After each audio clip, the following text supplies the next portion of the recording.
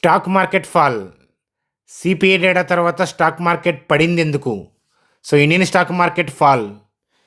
చూడండి ఫ్రెండ్స్, మన సబ్స్క్రైబర్స్ ఊహించిందే జరిగింది. లాస్ట్ నైట్ జనరల్గా ఏంటంటే వీడియోస్లో నా అనాలిసిస్ అనేది ఇస్తాను. లాస్ట్ నైట్ మీరు చాణక్య స్టాక్ ట్రేడర్స్ అంటే మీరు చూస్తుంది మిరాకిల్ సెకండరీ ఛానల్, కానీ మన primary channel Chanakya stock traders last night వీడియోలో మిమ్మల్ని ప్రెడిక్ట్ చేయమని చెప్పాను. ఎందుకనంటే లైవ్లో నేను మూమెంట్ చూడాల్సిన అవసరం ఉంది, కానీ మీరు ఏమని అనుకుంటున్నారు అని ప్రెడిక్ట్ చేయమంటే సో చాలా యాక్యురేట్గా చాలామంది ప్రెడిక్ట్ చేశారు. సో ఓవరాల్గా మన సబ్స్క్రైబర్స్ ఊహించిందే జరిగింది. ఆర్డర్స్ ఎగ్జిక్యూట్ కాక స్టాక్ మార్కెట్లో ఈరోజు డ్రాప్ వచ్చింది. దాని గురించి విపులంగా ఈ వీడియోలో డిస్కస్ చేద్దాం. అలాగే స్టాక్ మార్కెట్లో ఫాల్ వచ్చింది కాబట్టి నిఫ్టీ నెక్స్ట్ సో ఎఫ్ఐఐస్ అనుకుంటున్న రేంజ్లోకి తీసుకువెళ్ళక తప్పదా, వాళ్ళ వ్యూ ఏంటి, సో వాళ్ళ రేంజ్కి వచ్చేదాకా ఈ సెల్ ఆఫ్ ఆపరా లేదా సిపిఐ ఎందుకని అంటే సిపిఐ డేటా ఎందుకని కాపాడలేకపోయింది ఇత్యాది విషయాలతో నిఫ్టీ బ్యాంక్ నిఫ్టీ చార్ట్స్ని అంచనా వేద్దాం. అలాగే అమ్మో ఇండస్ ఐండి బ్యాంక్ అదేంటో చూద్దాం. పాలీక్యాబ్కి సంబంధించిన పాజిటివ్ న్యూస్ అప్డేటు, విఏటెక్ వ్యాబ్యాగ్కి సంబంధించిన పాజిటివ్ న్యూస్ అప్డేటు, అలాగే ఎంతారు చాలా రోజుల నుంచి ఇన్ఫ్యాక్ట్ ఇయర్స్ నుంచి వెయిట్ చేస్తున్న లెవెల్కి అయితే వచ్చింది. ఫర్దర్గా ఎంతార్ యొక్క స్టడీ లెవెల్స్ ఏంటి ఇత్యాది విషయాలు చూస్తూ సింపుల్గానే వీడియోని ఎండ్ చేసేద్దాం. చూడండి ఫ్రెండ్స్, వీడియోలోకి వెళ్ళే ముందు సో మన ఛానల్ వీడియోని లైక్ చేయడం అనేది మన జన్మ హక్కు, కాబట్టి వీడియోని లైక్ చేద్దాం. సో అలాగే ఏంటంటే గ్యాప్తో వీడియోస్ చేస్తూ ఉన్నాం కాబట్టి ప్రతి ఒక్కళ్ళు వీడియోని షేర్ చేయండి. నేను సబ్స్క్రైబ్ చేయమని కొత్త వాళ్ళకి చెప్పను, ఎందుకంటే ఒక 2-3 వీడియోస్ మన ఛానల్లో చూస్తే నచ్చి ఆటోమేటిక్గా మీ అంతా మీరే సబ్స్క్రైబ్ చేస్తారు. సో సెకండరీ ఛానల్ అయిన మిరాకిల్ స్టాక్ ట్రేడర్స్ని కూడా ఆదరించండి అని చెప్తాను. చూడండి ఫ్రెండ్స్, స్క్రీన్ మీద నిఫ్టీ యొక్క చార్ట్ చూస్తున్నాము. సిపిఐ డేటా వచ్చింది, ఫేవర్గా వచ్చింది 7 month లో, దాంట్లో ప్రాబ్లం ఏం లేదు. సిపిఐ డేటా 7 month లో, అలాగే ఆర్బీఐ ఎప్పటి నుంచో వెయిట్ చేస్తున్న 4% టార్గెట్ కన్నా తక్కువకు వచ్చింది. కాబట్టి ఖచ్చితంగా ఏంటంటే reserve bank of India rate cuts వైపు ఆలోచిస్తారు, అందులో డౌటే లేదు. సిపిఐ డేటా పాజిటివే, కానీ మార్కెట్లో డ్రాప్ ఎందుకు వచ్చిందో మీ అందరికీ తెలుసు కదా. సో ఎందుకనంటే మన సబ్స్క్రైబర్స్కి తెలుసు, కొత్త వాళ్ళకి తెలియకపోవచ్చు, కొత్త వాళ్ళకి షాకింగే కావచ్చు, కానీ మన సబ్స్క్రైబర్స్ చాలామంది నిన్న కామెంట్ సెక్షన్లో చూశాను మిమ్మల్ని ప్రెడిక్ట్ చేయమంటే. సో పాజిటివ్ న్యూసే కానీ ఆర్డర్లు ఎగ్జిక్యూట్ కాక డ్రాప్ అని చెప్పి అన్నారు. అంటే సిపిఐ డేటా పాజిటివ్ కాబట్టి రీటైల్ పీపుల్ ఎర్లీ మూమెంట్స్లో ఏషియన్ మార్కెట్స్ బాగానే ఉంటే ఎర్లీ మూమెంట్స్లో ఓపెనింగే రీటైల్ పీపుల్ బై మోడ్లోకి వెళ్తారు కాబట్టి ఎక్కువ బై ఆర్డర్స్ ఉంటాయి మార్కెట్లో. ఇనిషియేషన్స్ బై చేయాలంటే సెల్లర్ కావాలి. సో రీటైల్ పీపుల్ సెల్ మోడ్లో ఉన్నప్పుడు మాత్రమే ఇనిషియేషన్స్ ఎక్కువ బల్క్లో బై చేయగలుగుతారు, మనం డైలీ మాట్లాడుకుంటుంది. సో సిపిఐ డేటా పాజిటివ్గా ఉన్నా సో మనకి గ్యాప్ అప్ అయితే ఓపెన్ అయింది, కానీ సో దాని తర్వాత ఏంటంటే సెల్ ఆఫ్ జరిగింది. సో అయితే నేనేం చెప్పాను అని అంటే నిన్న వెయిట్ చేసి రన్నింగ్ మూమెంట్ చూసి అబ్జర్వ్ చేస్తానని చెప్పాను.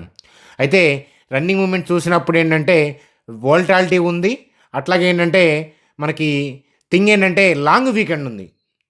సో మనకి రేపు హోలీ ఫెస్టివల్, అలాగే ఏంటంటే వీకెండ్స్ ఉన్నాయి, సాటర్డే సండే. సో ఈరోజు నైట్ యూఎస్ మార్కెట్కి ఏదైనా అయినా, రేపు యూఎస్ మార్కెట్కి ఏదైనా అయినా ఆల్రెడీ డౌన్ ట్రెండ్లో ఉన్నాయి అక్కడ. ఇలాంటప్పుడు ఏంటంటే పొజిషన్స్ తీసుకోవడానికి ఇష్టపడరు. కాబట్టి ఎఫ్ఐఐస్ ఏం చేశారంటే నిన్న మధ్యాహ్నమే సిపిఐ డేటాకి సంబంధించి బయింగ్ చేసి న్యూట్రల్గా తెచ్చుకున్నారు. సో ప్రాఫిట్ బుకింగ్ చేసుకున్నారు. సో హాయిగా ఏంటంటే సో న్యూట్రల్ మోడ్లో ఉన్నారనమాట. అప్పుడు 22,397కి మార్కెట్ క్లోజ్ అయింది. అంటే న్యూట్రల్ అంటే సో వాళ్ళ పాయింట్ ఆఫ్ వ్యూలో నిన్న బై చేసినవి ఇవాళ ప్రాఫిట్ బుకింగ్ చేసుకొని న్యూట్రల్గా క్లోజ్ చేసుకున్నారు. రేపు అంటే ఇవాళ యుఎస్ మార్కెట్ని బట్టి, ఫ్రైడే మార్కెట్ని బట్టి, మండే వాళ్ళు ఏదనుకుంటే అది చేస్తారు, అర్థమవుతుందా. మనం కూడా తొందరపడాల్సిన అవసరం లేదు, ఎందుకంటే వీకెండ్ ఉంది కాబట్టి. సో వీకెండ్ ఇంత లాంగ్ వీకెండ్ ఉన్నప్పుడు ఎవరు కూడా పొజిషన్ పాయింట్ ఆఫ్ వ్యూలో క్యారీ ఫార్వర్డ్ చేయరు. మనం ఎనాలిసిస్ పాయింట్ ఆఫ్ వ్యూలో చూస్తాం, పొజిషన్స్ పాయింట్ ఆఫ్ వ్యూలో మనం ఇక్కడ డిస్కస్ చేయట్లేదు. కానీ మామూలుగా కూడా ఏంటంటే సో వాళ్ళు ఎఫ్ఐఐ పాయింట్ ఆఫ్ వ్యూలో వాళ్ళు న్యూట్రల్గా ఉండబోతున్నారు కాబట్టి మనం కూడా న్యూట్రల్గా ఎనాలిసిస్ పాయింట్ ఆఫ్ వ్యూలో వెయిట్ చేస్తూ ఉన్నామని చెప్తాను. సో అయితే మంత్లీ టైం ఫ్రేమ్వర్క్లో మనం సో ఎఫ్ఐఐస్ యొక్క మదిలో ఉన్న నెంబర్ 21,135, 19,832. చాలామంది నెంబర్స్ చెప్పంగానే సో అక్కడ దాకా పడాలని ఎందుకు కోరుకుంటున్నారు అని చెప్పి చూడండి ఫ్రెండ్స్, అక్కడ దాకా పడాలని నేను కోరుకోవట్లేదు. ఈ ఏరియాలో ఏంటంటే ఎఫ్ఐఎస్ యొక్క ఆర్డర్స్ ఉన్నాయి కాబట్టి మార్కెట్ ఇంకా మహా అయితే ఇంకెంత 1300, 1500, 2000 పాయింట్సే కదా. సో ఇక్కడ దాకా జరిగింది కదా. సో ఆల్రెడీ జరగాల్సిన నష్టం జరిగింది, అంటే ప్రాఫిట్ బుకింగే. అయితే ఏంటంటే వాళ్ళ ఏరియాలోకి వస్తే ఏంటంటే ఎఫ్ఐఎస్ యొక్క బయింగ్ హెవీగా జరుగుతుంది. చూడండి ఫ్రెండ్స్, మార్కెట్ ఈ జోన్లోకి వచ్చిన కమింగ్ డేస్లో కానీ, కమింగ్ ఇయర్స్, కమింగ్ మంత్స్ ఏదైనా కానీ ఓవరాల్గా ఆల్ టైమ్ హై వైపు కమింగ్ ఇయర్స్లో 30K వైపు, 35K వైపు వెళ్తుంది మన Indian stock market, emerging market కాబట్టి.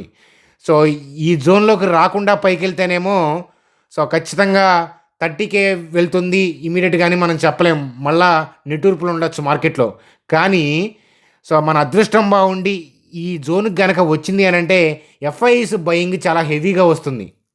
చూడండి sir, stock market cat ball లాంటిది, రబ్బర్ బ్యాండ్ లాగా అనమాట. సో కొద్దిగా వెనక్కి లాగితే తెగేదాకా కాదు, కొద్దిగా పుల్ బ్యాక్ కొంచెం క్యాట్ బాల్కి వెనక్కి లాగితే స్టోన్ కూడా ఫాస్ట్గా వెళ్తుంది. అలాగే ఏంటంటే నిఫ్టీ మనకి కొద్దిగా రీట్రేస్మెంట్ ఇప్పుడు 15% అరౌండ్ దాకా కరెక్ట్ అయింది కదా. సో జరగాల్సిన ఇంకో 2-3% ఏదన్నా డిప్ అయిందనుకోండి, సో 30Kకి ఏం చేస్తారు ఎఫ్ఐఎస్. కాబట్టి అందుకని పడాలని కోరుకుంటున్నాను. దట్టు ఏంటంటే సిపిఐ డేటా ఫేవర్గా ఉంది, రేట్ కట్స్ ఉంటాయి. అలాగే రీసెంట్గా గవర్నమెంట్ కన్జంప్షన్ పెంచడానికి మిడిల్ క్లాస్కి ట్యాక్స్ బెనిఫిట్ ఇచ్చారు, క్యాష్ రిజర్వ్ రేషియో తగ్గించారు. అలాగే రీసెంట్గా రేట్ కట్ కూడా చేశారు. అలాగే సిపిఐ డేటా 7 monthsలో ఆర్బీఐ డిజైర్డ్ టార్గెట్కి వచ్చింది కాబట్టి భవిష్యత్తులో కూడా రేట్ కట్ ఉంటుంది కాబట్టి డిమాండ్ పెరుగుతుంది. ఇన్ఫ్లేషన్ కంట్రోల్లోకి వచ్చింది కాబట్టి అన్నీ కూడా శుభసూచకాలే. ఎకానమీ ఇంత పాజిటివ్గా ఉండి మార్కెట్ డిస్కౌంట్ అవుతుంటే ఇంకా చూస్తూ ఉంటారేంటి మీరు? సో నేనైతే ఇట్లాంటి మార్కెట్లో ఏంటంటే పోర్ట్ఫోలియోని స్టడీ చేసుకుంటాను. మా ఇంట్లో కానీ మా బంధుమిత్రులు ఎవరైనా కనుక అడిగితే కనుక పోర్ట్ఫోలియోని స్టడీ చేసుకునే సమయం ఇదే, మీ ఫైనాన్షియల్ అడ్వైజర్ని కలవండి అని ఒకసారి అని నేను చెప్తానమాట. అది అలా మేము చూడమని వీడియోలో చెప్పేని మా వ్యక్తిగతమైన అభిప్రాయాలు. సెబీ గైడ్లైన్స్ ప్రకారం ఏంటంటే మీ ఫైనాన్షియల్ అడ్వైజర్ని మాత్రమే కలవాలని చెప్పి మేము చెప్పాలి. అందుకని అదే లైన్ చెప్తున్నాను. ఇక్కడ నేను ప్రోసు కాన్స్ చెప్తాను కాబట్టి మీరు రీసెర్చ్ చేసుకోవడం కానీ మీ ఫైనాన్షియల్ అడ్వైజర్ని కలిసి మాత్రమే మీరు డెసిషన్ తీసుకోవాలన్నమాట. మేము బై సెల్ అనేది డైరెక్ట్గా చెప్పకూడదు, చెప్పం కూడా. అది చెప్తే మీకు ఏ విధంగా బెనిఫిట్ కూడా కాదు, అదనమాట కదా. అయితే ఎకానమీ స్ట్రెంత్ ఉన్నప్పుడు మార్కెట్ డిస్కౌంట్ అవుతుంటే అలాంటప్పుడు ఆలోచించకుండా ఇంకెప్పుడు ఆలోచిస్తారు? చూడమండి సార్, మార్కెట్ ఫాల్ని తిట్టుకుంటూ ఉంటే ఉపయోగం ఉండదు. మార్కెట్ ఫాల్ని తిట్టుకుంటూ ఉన్నారంటే స్టాక్ మార్కెట్లో మీకు ఇంతవరకు ఎదగలేదని, ఇంతవరకు మీరు రూపాయి కూడా చూడలేదని హార్డ్లీ 24-25లో వచ్చి ఉంటారు. కోవిడ్ ఫాల్ చూసినా, 22లో 15% ఫాల్ చూసినా, అంతకుముందు ఇయర్స్లో ఫాల్స్ చూసినా, అలాంటప్పుడు మిస్ చేసిన వాళ్ళు కూడా ఇలాంటప్పుడు ఎగబడతా ఉంటారు. సో ఈ 1.5 yearలో వచ్చిన వాళ్ళు మాత్రమే ఆలోచిస్తూ ఉంటారు. ఎప్పుడు కొంతమంది 15 ఏళ్ళ నుంచి మార్కెట్ చూస్తా ఫాల్స్ చూడగానే భయపడతా ఉంటారు. సో అలాంటి వాళ్ళు మనం ఏం చేయలేము. కానీ ఇలాంటి సమయం ఒకసారి మీ ఫైనాన్షియల్ అడ్వైజర్ అడిగితే కూడా ఈ సమయం యొక్క ఇంపార్టెన్స్ చెప్తాడు. ఎకానమీ థింగ్స్ ఇబ్బందులు పడతా ఉంటే మనం బాధపడాలి, ఎర్నింగ్స్ టూ మచ్గా డీవియేషన్ ఉంటే బాధపడాలి. కానీ ఇన్నాళ్ళు మనం పడుతున్నాము, యుఎస్ మార్కెట్ కూడా పడుతుందంటే సంతోషపడాలి, అంతే కదా. అక్కడ వాళ్ళు విత్డ్రా చేసిన మనీ త్వరలో ఎఫ్ఐఎస్ ఇక్కడ డంప్ చేస్తారు. ఆల్రెడీ యూరోప్, చైనాలో కూడా స్టార్ట్ చేశారు. వాళ్ళ ఏరియాలోకి వెళ్ళలేదు, ఆ ఏరియాలోకి వచ్చి తీసుకెళ్తారా, రాకుండా తీసుకెళ్తారా అనేది వీకెండ్ మనం డిస్కస్ చేద్దాం మరింత విపులంగా అని చెప్పి చెప్తాను. సో చూడండి ఫ్రెండ్స్, ఇప్పటిదాకా మనం చెప్పిన వీడియో నచ్చితే కనుక లైక్ చేయడం మర్చిపోవద్దు. కొత్త వాళ్ళైతే కనుక ఇప్పటికి ఆల్రెడీ సబ్స్క్రైబ్ చేసి ఉంటారని ఆశిస్తున్నాను. చూడండి sir, MTAR technologies so last 10 years sales growth ఉంది, ఆపరేటింగ్ ప్రాఫిట్ బాగుంది, మార్జిన్స్ మంచిగా ఉన్నాయి, కానీ రీసెంట్గా డల్ అయ్యాయి. నెట్ ప్రాఫిట్లో గ్రోత్ ఉంది. సో చూడండి ఫ్రెండ్స్, అయితే ఏంటంటే గవర్నమెంట్ లాస్ట్ 2 years ఏమో బడ్జెట్లో డిఫెన్స్కి వీటికి ఏంటంటే బాగా సపోర్ట్ చేశారు, ఎక్కువగా బడ్జెట్ అలాట్ చేశారు. కానీ ఈ ఇయర్ బడ్జెట్ అటువైపు లేదు కాబట్టి పీపుల్ ఏంటంటే ఈ సెక్టారే, ఈ ఒక్క స్టాక్ కాదు, ఈ సెక్టార్లోనే ఇంట్రెస్ట్ చూపించలేదు. హై పీఈలో ఉందని గతంలో చాలాసార్లు 2000-2500 అరౌండ్ ఉన్నప్పుడు స్టాకు మీరు 2000 పైన సో అడుగుతున్నప్పుడు కూడా నేను ఏంటంటే స్టాక్ పీఈ లో పాయింట్ ఆఫ్ వ్యూలో రీజనబుల్లో ఉన్నప్పుడు మనం అబ్జర్వ్ చేద్దామనే పాయింట్ ఆఫ్ వ్యూలో చెప్పాను. ఎందుకంటే 1 year బడ్జెట్ని బేస్ చేసుకొని కొన్నవాళ్ళు next year budget point of వ్యూలో ముందే ఏంటంటే కాషియస్గా దాంట్లో ఏంటంటే ఏం చేయాలనేది ఆలోచించుకోవాలి. అదనమాట. అంతేగాని 10 ఇయర్స్ కోసం ఆలోచించే వాళ్ళు ఏంటంటే ఏ సెక్టార్ అయితే టెంపరరీగా ఆ ఇయర్‌లో డౌన్ అయ్యి దొరుకుతా ఉంటాయో వరుసగా 2, 3 ఇయర్స్ కూడా ఒక్కోసారి మెటల్స్ బాగోవు. కానీ ఆ 3 ఇయర్స్ మీరు జాగ్రత్తగా స్టడీ చేసుకుంటే ఆ కమింగ్ ఇయర్స్ డిమాండ్ ఉన్నప్పుడు మంచిగా ఉంటాయి. అది స్టాక్ మార్కెట్. అంతేగాని బడ్జెట్‌లో ఏ ఇయర్‌లో ఎగబడి డిమాండ్ ఉందో ఆ ఇయర్‌లో వెళ్తే ఏంటంటే ఇలాంటి పరిస్థితులు ఎదురవుతాయి. సో ఇంతకీ ఏంటి అంటే సో ఎంతార్ హైయర్ లెవెల్‌లో ఉన్నప్పటి నుంచి మనం వెయిట్ చేస్తున్న లెవెల్ ఏంటంటే చూడండి, ఇది 2500, 600 ఆ టైంలో ఉన్నప్పుడు నేను 1297, 1179 చెప్తే చాలామందికి నచ్చలేదు ఆ పాయింట్. నచ్చదు కూడా. నచ్చాలని నేనేం కోరుకోను. కానీ మనం వెయిట్ చేస్తున్న డిజైర్డ్ లెవెల్లోకి ఇప్పుడు వచ్చింది. స్టిల్ ఏంటంటే ఆ లెవెల్ కట్ అయ్యే ప్రమాదం కనిపిస్తూ ఉంది. సో అదనమాట. ఎందుకంటే ఈ జోన్ ఒకసారి టచ్ అయింది మళ్ళా వస్తుంది కాబట్టి సూనర్ ఏంటంటే they are going to break. దాన్ని బ్రేక్ చేసే పాజిబిలిటీ ఉంది. గ్యారంటీ అని నేను చెప్పలేను కానీ పాజిబిలిటీ ఉంది. కాబట్టి సో మనం అదృష్టం బాగుంటే ఏంటంటే సో కింద ఇంకో లెవెల్ కనిపిస్తుంది. సో ఈ లెవెల్ బ్రేక్ అయినాక ఆ లెవెల్ని నేను ఛానల్లో చెప్తాను. ఇప్పుడు ఎలాగైతే ఎంతార్ గురించి మీలో ఎవరో అడిగారో అలా అడిగితే కనుక ఈ 1179 కట్ అయినాక నెక్స్ట్ లెవెల్ గురించి మాట్లాడతాను. అప్పుడు చూద్దాం. తొందరే ఉంది. ఎగబడి ఏం పోదనమాట. నిఫ్టీ పెరుగుతున్నా కూడా కాస్త పెరుగుతాయేమో కానీ ఈ ఈ ఈ పర్టికులర్ సెక్టర్కి సంబంధించిన స్టాక్స్ అనుకున్నంత వేగంగా వెళ్ళకపోవచ్చు. సో ఏది ఏమైనా కానీ ఈ లెవెల్ బ్రేక్ అయ్యేలాగా కనిపిస్తుంది కాబట్టి కొంత ఈ స్టాక్ని అబ్జర్వేషన్ మోడ్లో పెట్టుకునే పాయింట్ ఆఫ్ వ్యూలో ఇన్వెస్ట్మెంట్ స్టడీకి నేను అబ్జర్వేషన్ మోడ్లో పెడతానమాట. అది కదా. చూడండి ఫ్రెండ్స్, స్టాక్ మార్కెట్లో నేను మరోసారి చెప్తున్నాను, మీ ఫైనాన్షియల్ అడ్వైజర్ని కలవండి. ఇది ఇలాంటి సమయాలు కరెక్షన్స్ అయినట్టే సరి అయిన సమయాలు కాబట్టి మీ ఫైనాన్షియల్ అడ్వైజర్ని కలవండి. ఎవరికైనా డీమ్యాట్ అకౌంట్ ట్రేడింగ్ అకౌంట్ లేకపోతే చూడండి ఫ్రెండ్స్, లక్షలు ఉండాల్సిన అవసరం లేదు. 10,000 ఉంటే కూడా స్టాక్ మార్కెట్లో స్లోగా ఇన్వెస్ట్మెంట్ స్టార్ట్ చేసుకోవచ్చు. ట్రేడింగ్ అకౌంట్, డీమ్యాట్ అకౌంట్ లేకపోతే ఇక్కడ ఏంజల్ జెరోదా 2 ఇచ్చాను. రెండిట్లో ఎవరైనా కానీ పర్ ట్రేడ్ 20 రూపీస్ మాత్రమే. కాబట్టి ఈ లింక్స్ మీరు అలా ఓపెన్ చేసా కదా, మీరు ఇలా మన లింక్ ద్వారా అకౌంట్ ఓపెన్ చేస్తే సో జస్ట్ మీరు నెంబర్ ఎంటర్ చేసి ఓటీపీ ఎంటర్ చేయండి. 10 మినిట్స్లో అకౌంట్ ఓపెన్ అయిపోతుంది. జస్ట్ మీరు లింక్స్ ద్వారా చేస్తే 10 మినిట్స్లో అకౌంట్ ఓపెన్ అవుతుంది. అకౌంట్ ఓపెన్ అయిన తర్వాత మీరు క్రియేట్ చేసిన ఐడిని మా టీం నెంబర్కి వాట్సాప్ చేస్తే వాళ్ళు ఏదైనా వెబినార్లు కండక్ట్ చేస్తున్నా, నేను ఏదైనా మీకు వెబినార్ల ద్వారా మనీ మేనేజ్మెంట్ ఏంటి, క్యాండిల్ స్టిక్స్ ఏంటి అట్లాంటివి మీకు చెప్పాలన్నా ఉపయోగపడుతుందన్నమాట. కాబట్టి మీరు చేయాల్సిందల్లా మన లింక్స్ ద్వారా అకౌంట్ ఓపెన్ చేసి ఐడిని మా టీం నెంబర్కి వాట్సాప్ చేయండి. చూడండి ఫ్రెండ్స్, అలాగే ఓలా ఎలక్ట్రిక్ సంబంధించి so Ola electric announces Holi flash sale offer S1 range ఈ స్కూటర్స్ అంట. సో హోలీ పండుగ సందర్భంగా S1 రేంజ్ ఈ స్కూటర్స్ ఆఫర్ పెట్టారనమాట. సో అప్ టు ఏంటంటే 26,750 రూపీస్ దాకా డిస్కౌంట్ ఇస్తున్నారు. దీనివల్ల సేల్స్ పెరగచ్చు అనేది ఒక అప్డేట్గా కనిపిస్తూ ఉంది. చూడండి ఫ్రెండ్స్, అలాగే పాలీక్యాబ్కి సంబంధించి BSNLతో డీల్ అనమాట. సో భారత్ నెట్ ప్రాజెక్ట్స్కి సంబంధించి 3,000 వర్త్. సో పాలీక్యాబ్కి పాజిటివ్ న్యూస్ అప్డేట్గా చెప్పచ్చు. పాజిటివ్ న్యూస్ అప్డేట్ అంటే ఇమీడియట్గా కొనమని కాదు. సో కంపెనీకి పాజిటివ్ న్యూస్ అప్డేట్.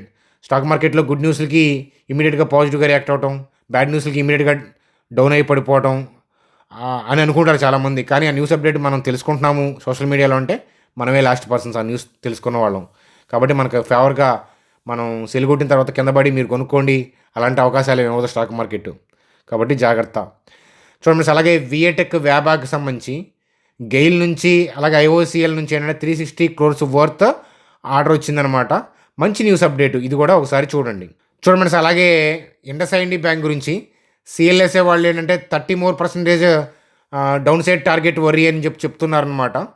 సరే, మనం టెక్నికల్గా చూస్తే కనుక 595, 486 దగ్గర బయర్ ఉన్నాడు. సో ఈ స్టాక్ కనుక డిప్ అయితే 595, 486 మార్కెట్ డిప్ అయ్యే అవకాశాలే ఎక్కువ ఉన్నాయి. కాబట్టి 595, 486 దగ్గరికి వచ్చినప్పుడు దాని మూమెంట్ ఏంటి, బయర్ యాక్టివేట్ అవుతున్నాడా, ఫర్దర్గా డౌన్ అవుతుందా లేదా అనేది ఒకసారి చూద్దాం.